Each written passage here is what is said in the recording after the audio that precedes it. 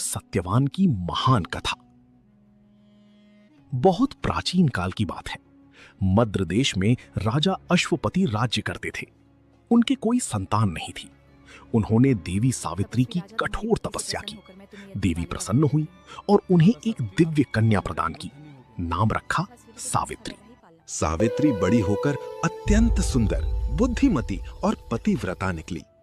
एक दिन सावित्री जंगल में घूम रही थीं। वहां उन्हें मिले सत्यवान। सत्यवान शाल्व देश के राजकुमार थे, लेकिन दुर्भाग्य से उनके पिता राजा द्युमत्सेन अंधे हो गए थे और शत्रुओं ने उनका राज्य छीन लिया था। तीनों जंगल में वनवासी जीवन जी रहे थे। सत्यवान लकड़ी काटकर परिवार का पेट पालते थे। नारद मुनि ने सावित्री को चेतावनी दी। सत्यवान बहुत अच्छे हैं, लेकिन उनकी आयु केवल 1 वर्ष शेष है। सावित्री ने मुस्कुराते हुए कहा, मैं सत्यवान से ही विवाह करूंगी। और विवाह हो गया। ज्येष्ठ अमावस्या का दिन आया। सत्यवान जंगल में लकड़ी काट रहे थे। अचानक वे थक गए और बरगद के नीचे गिर पड़े। उनकी सांसें थम गईं। उनकी आत्मा शरीर से निकल गई। तभी अंधेरे में तेज प्रकाश, काला घोड़ा और भयंकर लेकिन दिव्य रूप यमराज आए। उनके यमदूत सत्यवान की आत्मा को पाश में बांधकर ले जा रहे थे। सावित्री रो पड़ी, लेकिन हिम्मत नहीं हारी। वे यमराज के पीछे पीछे पैदल ही चल पड़ी, जंगल से निकलकर स्वर्गलोक की ओर। यमराज ने कई बार कहा, वापस चली जाओ, लेकिन सावित्री नहीं मानी।